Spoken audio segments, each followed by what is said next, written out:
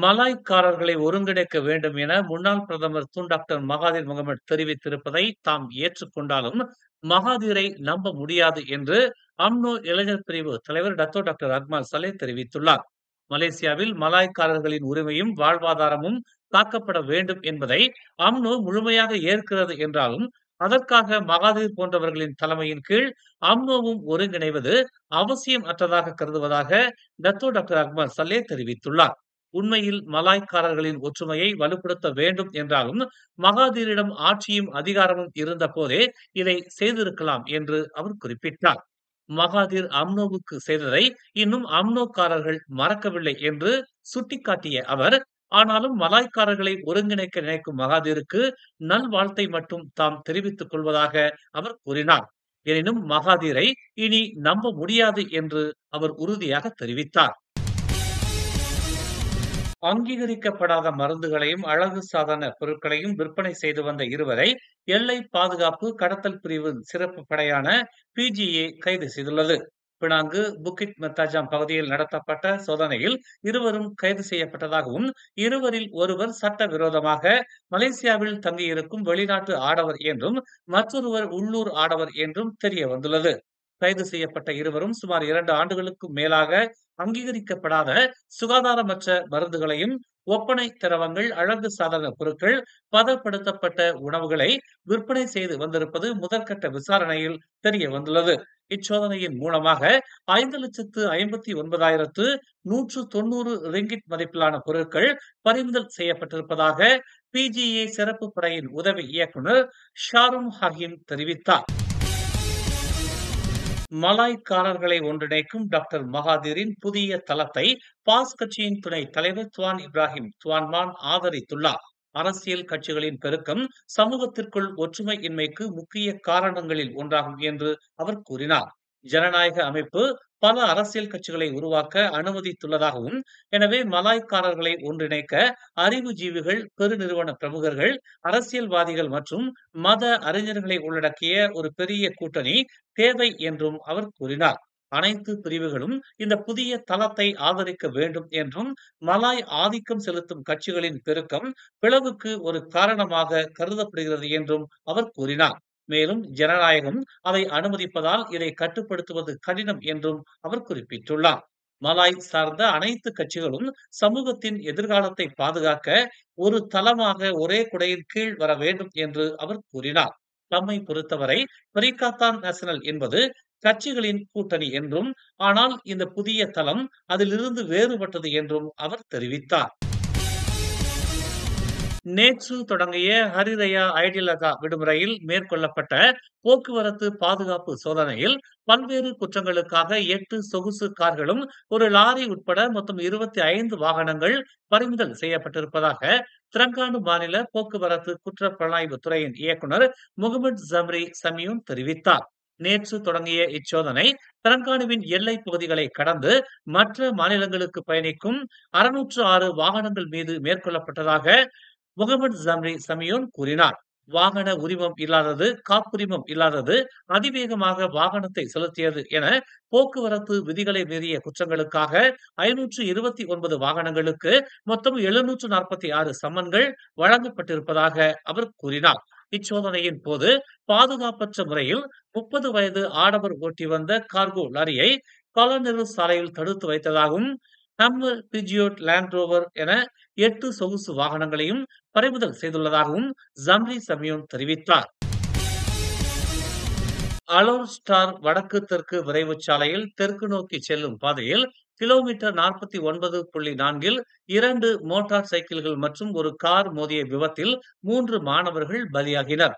நேற்று பிற்பகல் 2:10 மணிக்கு 2 மோட்டார் சைக்கிள்கள் மற்றும் ஒரு கார் மோதிய விபத்து குறித்து தங்களுக்கு தகவல் கிடைத்ததாக கோத்தா ஸ்டார் காவல்துறை தலைவர் சித்தி நூர் சலாவத்தி சாத் தெரிவித்தார். மோட்டார் சைக்கிள் ஓட்டுநர்களில் ஒருவர் கட்டுப்பாட்டை இழந்து அவசர பாதையில் நின்ற காரின் பின்புறத்தில் மோதியதால் இந்த விபத்து நிகழ்ந்ததாக நம்பப்படுகிறது. பின்னால் வந்த மற்றொரு மோட்டார் சைக்கிள் மோதலை தவிர்க்க முடியாமல் முதல் மோட்டார் சைக்கிள் மீது மோதியது. இந்நிலையில் 19 வயதுடைய 3 பேரின் உடல்களும் பிரேத பரிசோதனைக்காக சுல்தானா பாகியா மருத்துவமனைக்கு அனுப்பப்பட்டதாக சித்தி நூர் சலாவத்தி சாத் கூறினார்.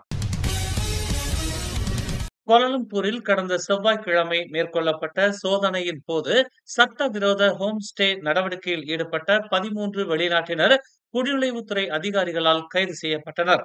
ஜலான் இப்போ மற்றும் ஜலான் சுல்தான் இஸ்மாயிலில் 2 வார கண்காணிப்பு மற்றும் பொதுமக்கள் கொடுத்த தகவல்களை தொடர்ந்து சோதனை மேற்கொள்ளப்பட்டதாக குடிநுழைவுத்துறை துணை இயக்குனர் இஸ்மாயில் முக்தார் தெரிவித்தார். சம்பந்தப்பட்ட அவர்கள் உள்ளூர் சொத்துக்களை வாடகைக்கு எடுத்து ஆன்லைனில் முன்பதிவுகளை நிர்வகித்து வந்ததோடு அறையின் அளவை பொறுத்து ஓர் இரவுக்கு 80 வெள்ளி முதல் 400 வெள்ளி வரை வாடகை வசூலித்து வந்துள்ளனர். இந்நடவடிக்கை சுமார் 1 வருட காலமாக நடந்து வருவதாக நம்பப்படுகிறது என்று அவர் கூறினார்.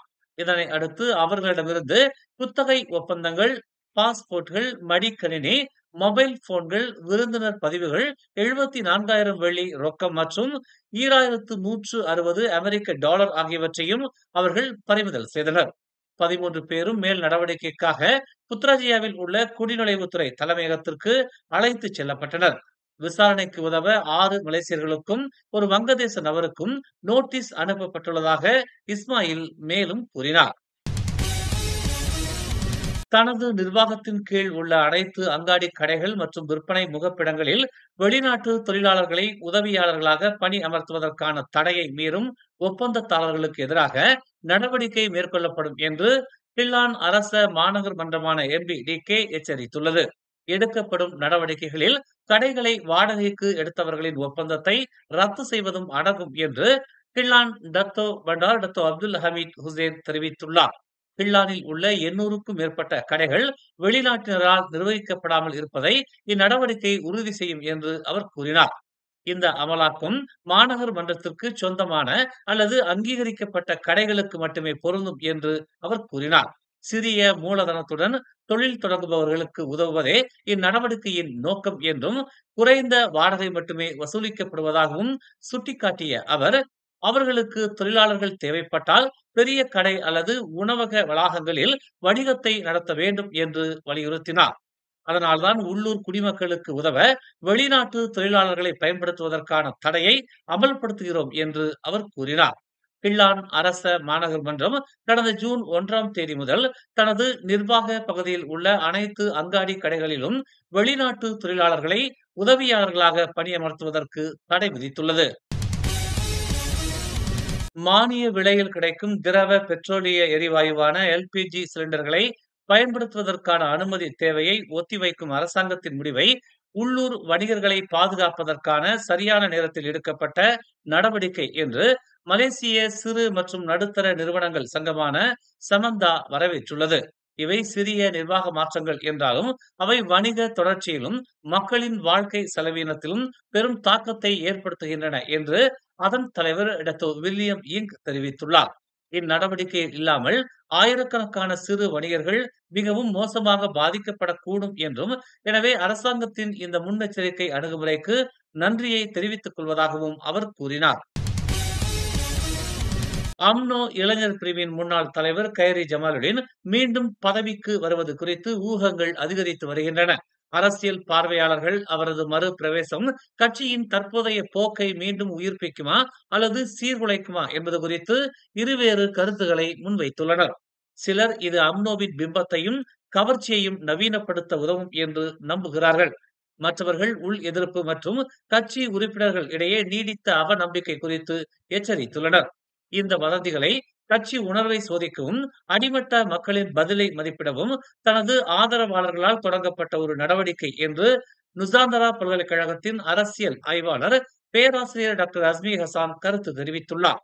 பல அடிமட்ட உறுப்பினர்கள் கைரி மற்றும் கட்சி தலைமையின் மீதான கடந்த கால விமர்சனங்களுக்காக கட்சியை விட்டு வெளியேறிய அல்லது கட்சியில் இருந்து இடைநீக்கம் செய்யப்பட்ட மற்றவர்களை விசுவாசமற்றவர்களாக இன்னும் கருதுவதாக அஸ்மி கூறினார்.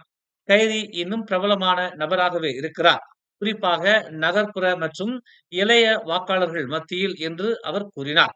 ஆனால் அந்த புகழ் அம்னோவிற்கும் அதன் கூட்டாளியான பரிசான் நேஷனலுக்கும் தேர்தல் வெற்றியாக மாறுமா என்பது கேள்விக்குறிதான் என்று அவர் விவரித்தார். மேலும் செய்திகளை தெரிந்து கொள்ள தமிழ் மலர் நாளிதழை பாருங்கள். உடனுக்குடன் செய்திகளை தெரிந்து கொள்ள தமிழ் மலர் இணையதளம், தமிழ் மலர் செயலி மற்றும் மலர் டிவி யூடியூப் சேனலை வலம் வாருங்கள். எங்களோடு இணைந்திருக்க மலர் டிவியை பதிவு செய்து கொள்ளுங்கள். உறவுகள் மகிழ்ந்திட விருப்பம் மற்றும் பகிர்வு சேவையை சொடுக்கிடுங்கள்.